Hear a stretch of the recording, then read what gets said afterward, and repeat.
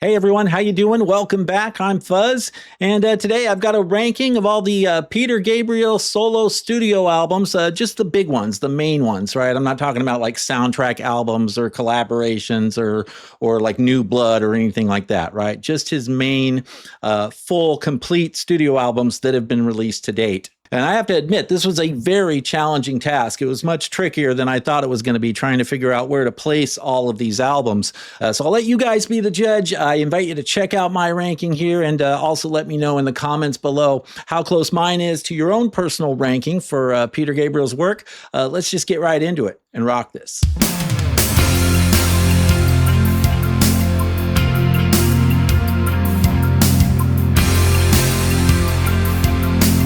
All right, so I'm going to be ranking these from my least favorite to my favorite. I've got 8 titles here I'm focusing on for this video. 8 albums that have been recorded and released in full as of this recording, right? I am aware that he's got a new album that he's currently in the process of releasing. Honestly, I'm going to wait for the full CD on that later this year. I don't like the way he's releasing it. I haven't even paid attention to the songs that he's released this year so far. I mean, he's like releasing this album piecemeal, right? Kind of drip, drip, drip, a bit by bit over the course of a whole year. Yeah, that doesn't really work for me. I think it really undermines the whole album as an artistic statement. I think it undermines the album as a whole. It makes it feel more like just a collection of songs rather than, an event like it should. Right. So I've never really liked the way he did that. I mean, he did that with IO as well. Right. But in that case, I played along because I was going to be seeing the IO tour later that year, and I wanted to be familiar with the songs. He wasn't releasing the full CD until, I think it didn't come out until like after the North American tour. So if I wanted to know those songs and be familiar with him when he was playing them, I had to, download them digitally, right? So I wasn't crazy about that, but I played along for that purpose, just so I could be familiar with those songs when I saw them live. But I'm not doing that this time. This time I was like, no. I don't even want to know what the songs are right now. I will wait until he gives us a proper CD of the entire album. I don't want to be like slowly exposed to the album over the course of a year. I think that's bullshit. So, I mean, I love Pete. I'm a huge Peter Gabriel fan, right? But I don't like that he's chosen to do things this way. So, all right, I've been rambling on enough about that. Let's get into the actual ranking here. Oh, and I'm not including any like soundtrack albums or anything like that. No collaborations. I may mention a few of them at the end in my honorable mentions section once I'm done with my ranking, but I'm not including like soundtrack albums or collaborations in with my main ranking. So we've just got 8 albums here that I'm ranking from my least favorite to my favorite.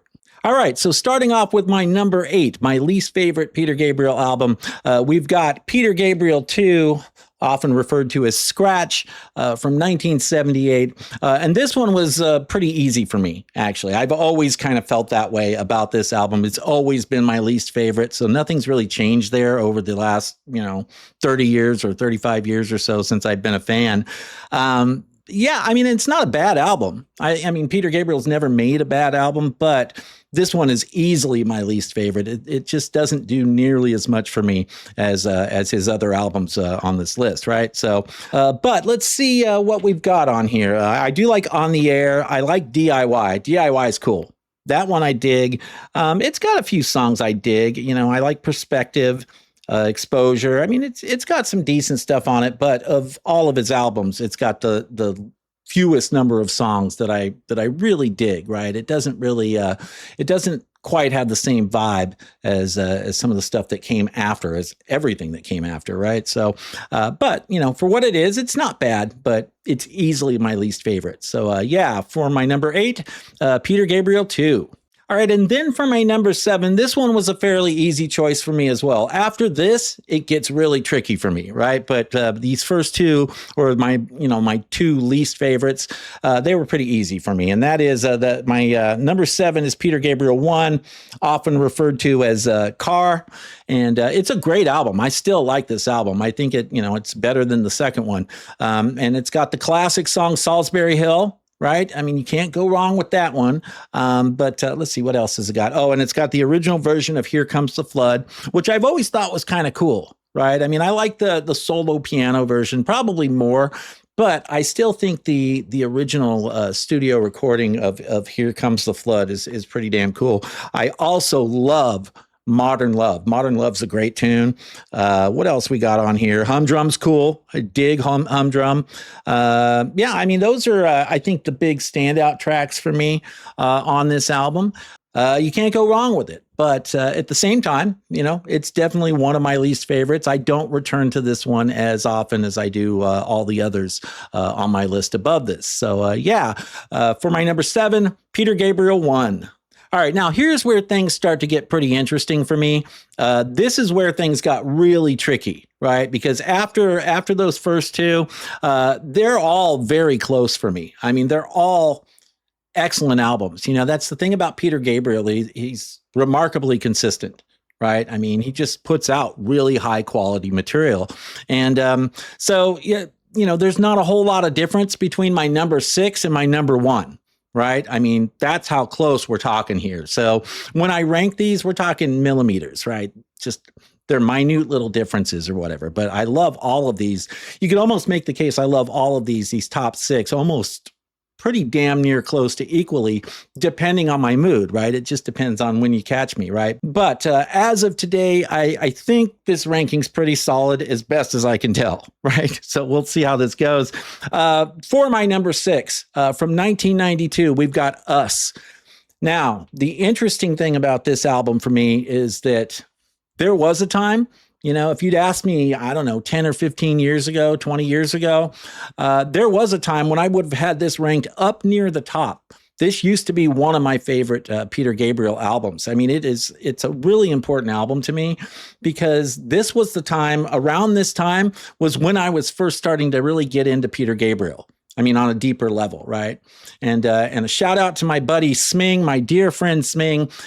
We met around that time, probably around 1992, and he's the one who kind of got me into Gabriel and kind of introduced me to him. I mean, I'd been aware of it, like his hits, right? I mean, I knew Sledgehammer, and in the 80s, I knew like Shock the Monkey and In Your Eyes, right? But beyond that, I didn't really know that much about Gabriel until I'd met my friend Sming. So he kind of opened my eyes to just how cool this guy's work really is.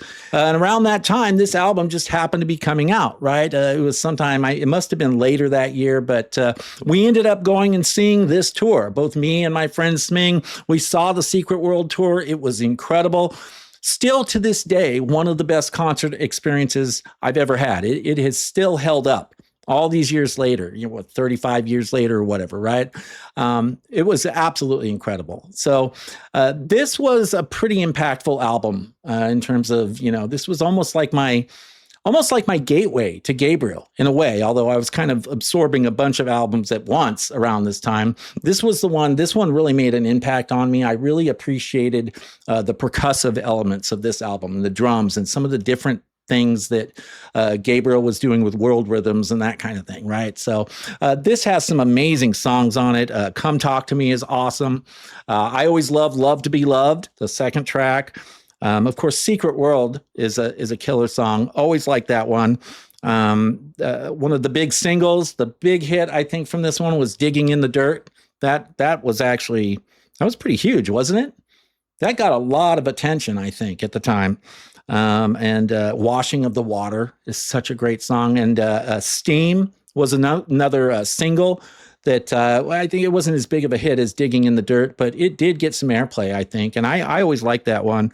Blood of Eden. I mean, it's a very solid album across the board, right? All the way through. There really isn't a whole lot of filler on here or fat, right? I mean, it's solid. So I've always loved the album Us. And of course, having that experience, that was kind of my awakening with Peter Gabriel, right? And seeing the Secret World tour and all that. So, but over the years, I think I've kind of gotten a little tired of it, I don't even like saying that really, but I've just heard it so many times and listened to it so much back in the day that nowadays there's other stuff I'm more interested in hearing rather than going to this one. You know, I mean, I still pop this one on too, but there are other albums that I find more intriguing now than this one, just because I kind of burned it out and I've heard it so much that the songs aren't quite as interesting to me as maybe they once were. But I still love it, of course. It's Peter Gabriel. How can you not, right? So yeah, for my number 6, Us. All right, and moving right along to my number 5 here, we've got the most recent, the most recent as of this recording of the albums that have been fully released. His last album, I guess, 2023's IO. Awesome album, awesome tour too. I got to see this tour, like I had mentioned earlier. This was a great show. You know, he still got it. He absolutely does. And I think this is a great album. You know, it's possible I might rank it a bit higher, you know, as time goes on. You know, we'll see. You know, if you were to come back in a year from now and I'd had a little bit more time with it, I might rank it a little bit higher. But I do like this album. I think it's got a lot of really good stuff on it. Now, I've never been someone who was like opposed to the more commercially accessible side of Peter Gabriel, right? So I kind of dig that stuff. But I like the other more experimental artsy stuff too, right? Let's see what we got here. Panopticon. Did I pronounce that right? Panopticon. Okay. I love that song. That's a great tune. Really cool tune. I love the title track. IO is excellent. Really good. Classic Gabriel sound too. You know, that's all Pete right there. Olive Tree is so good. I love Olive Tree, excuse me. What else do I like on here? Road to Joy. Road to Joy is really good. That was great live too. So was Olive Tree. But there's some great stuff on here. I like This Is Home. You know, what else? The Court. The Court's really good. So yeah, this has got some really strong stuff on it. I am looking forward to hearing the stuff from his upcoming album, OI. So I mean, I guess I could go listen to it now if I wanted to, because like I mentioned earlier, he's been kind of doing this drip, releasing songs bit by bit, or you know, a song every month or two, or whatever it is he's doing, the lunar cycle or whatever. I just haven't paid attention to those. I can't do that. I want to experience the album for the first time in its entirety, you know, as a whole piece, right? I don't want this, give me one song a month for a year. Fuck that, man. That's weak. That's pretty weak. So like I said, I played along for IO because I wanted to be familiar with these songs when I saw the tour, and I was, and it worked out fine. And then I bought the album afterwards, but, yeah, I wasn't going to do that for OI. So sorry, guys, if you were hoping that I'd talk about some of the new Peter Gabriel songs, not this time. But I might do an update to this video later on. You know, I don't know, maybe 6 months from now or something. If we get OI actually released on CD and I can listen to it, I'll do an update and plug it into this ranking and see where it falls. But anyway, for now, my number 5, IO, great album. By the way, if you're enjoying the content on this channel and you'd like to see more, do me a big favor and please subscribe to the channel. And if you do, don't forget to also activate those notifications so you can always be alerted when I'm posting videos that you might dig. Also, don't forget to like the video and maybe even leave a comment as well if you're feeling so inclined. The YouTube algorithm really likes it when you engage with the channel, and it tends to boost the channel's visibility a little bit more. So thank you so much for your support. I really appreciate it. All right, and next up for my number 4 here, we've got, well, Peter Gabriel 4, also known as Security. I always like calling it Security way more than Peter Gabriel 4. From 1982, what an awesome album. This is another album that, you know, around the time that Us came out, and I said that made an impact on me. This was another one that made an impact on me because this is one of the first ones where I really got to see what he sounded like outside the hits, right? I mean, I had heard Shock the Monkey, which is the big single from this, and I love Shock the Monkey. I've always thought it was a cool song, and I've never gotten tired of it. But this has some really cool stuff on it. San Jacinto, oh man, San Jacinto was like, that one really caught my attention early on. I was like, wow, this is what Peter Gabriel's like. I think I like it. You know, it made an impression. The rhythm of the heat, all that percussion, the drums, just relentless, very cool stuff. The Family and the Fishing Net. How can you not love that? Great stuff. I Have the Touch. Although, to be fair, I've always liked the that remix of I Have the Touch more. What was it? The Robbie Robertson remix? Is that what it was? Robbie Robertson? I think it was Robbie Robertson. I'm trying to remember, but he had done like a remix of I Have the Touch. And I always liked that version a lot more. Shake Those Hands. Got to do it. Let's see what else. Lay Your Hands on Me is also amazing. I mean, this album is pretty consistent all the way through. There really isn't a bad song on this album. Wallflower is awesome. Yeah, I love this one. It's such a just classic stuff for me. And really, I kind of look at it as in a way, as Peter Gabriel at the peak of his kind of really experimental artistic powers, right? After this, he went a little bit more accessible. I mean, I would argue he's been prog all along, right? But this is where he was really kind of stretching out a little bit more, you know, and I love what he did with this album. Great stuff. Security for my number 4. All right, and moving on to my number 3 here. This is one I didn't actually expect to rank quite this high, to be honest. I thought it would initially, when I was first thinking about it, making a list for, you know, or ranking these albums. I didn't think this one would go quite so high, but it did. Up from 2002. This is a great album. This is a really good album, you know, and it was upon re-listening to some of these albums, that's when I realized, yeah, this is a damn good album. And at the time, I even felt like it was pretty original. You know, Gabriel was doing some new stuff sonically, you know, some different kinds of sounds, some things we hadn't really heard from him before. And I just thought it was super cool.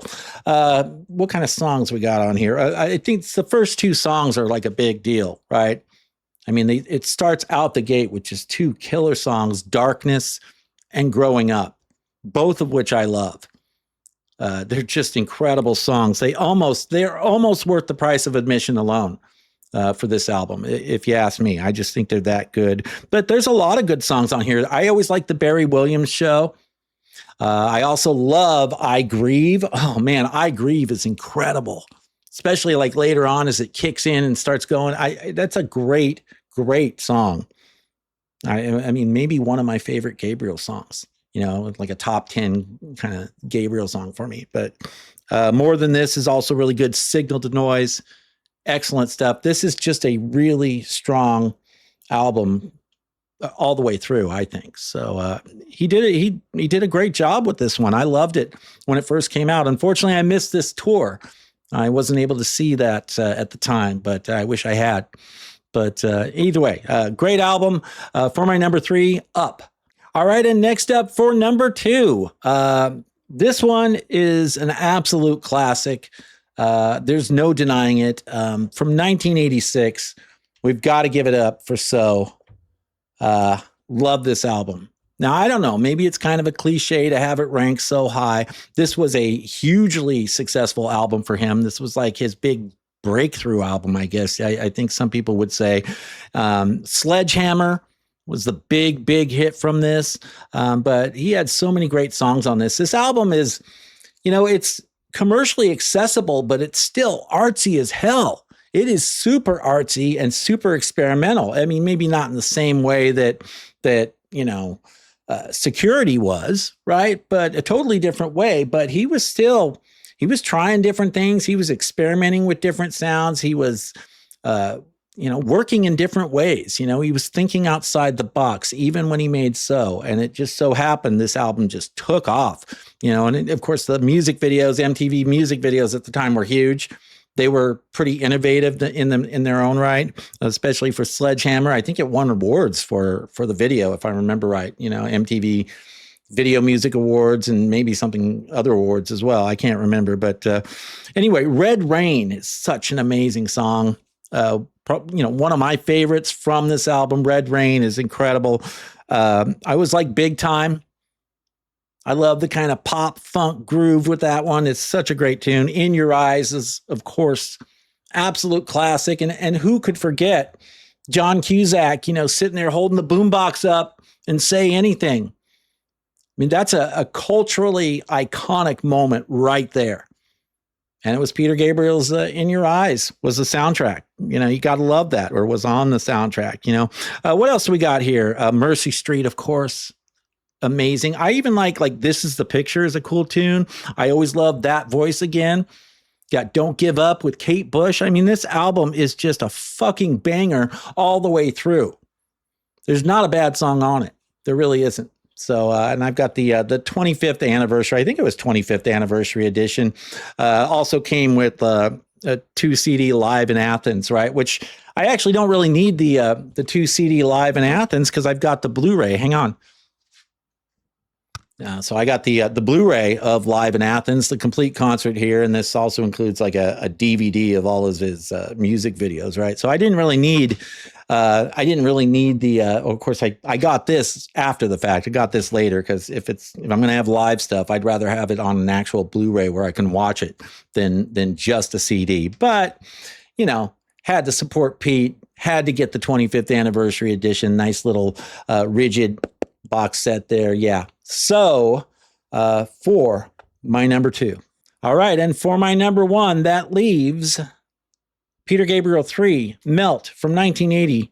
And I do have some honorable mentions coming up here. So I'm not done after this. I mean, stick with me here. But yeah, my number 1, I recently discovered after re-listening to these and really thinking about it, that I think this really is my favorite Peter Gabriel album. I just love it.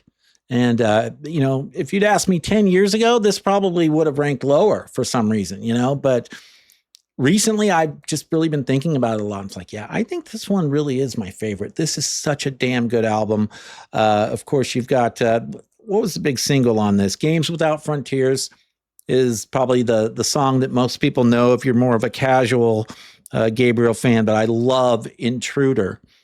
Intruder's awesome. And of course that provided the drums on Intruder that they kind of discovered by accident. If I understand the story correctly, I believe that is what started the whole seed of what would become the drums on In the Air Tonight by Phil Collins. Those classic drum sounds, those gated drums or whatever.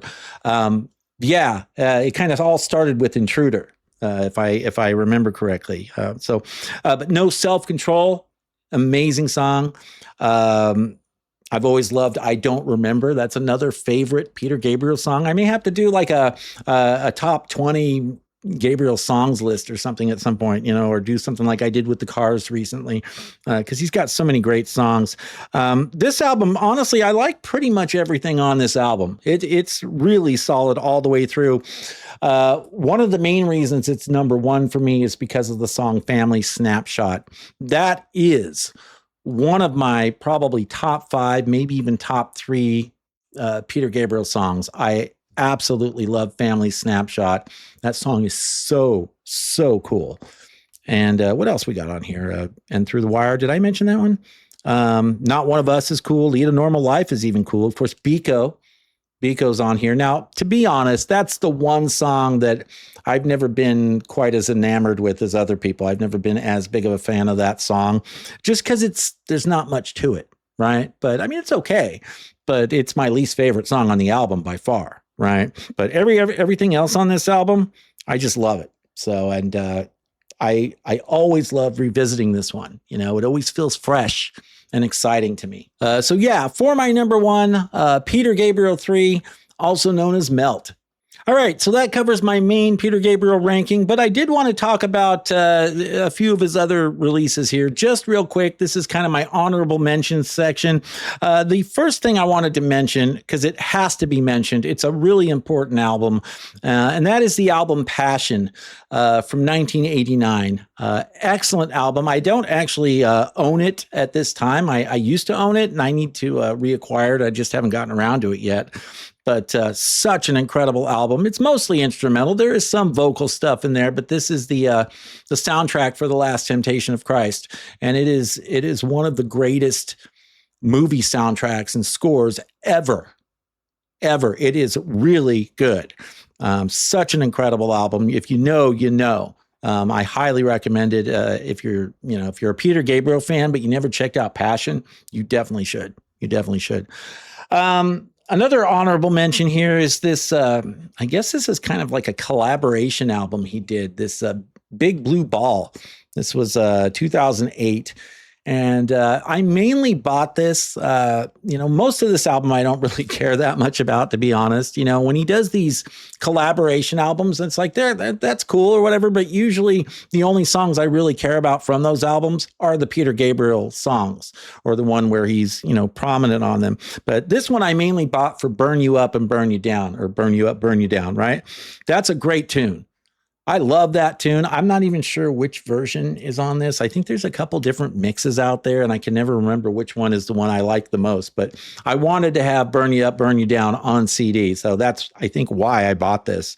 But it's got a couple other decent songs. The whole thing, Exit Through You, is really cool.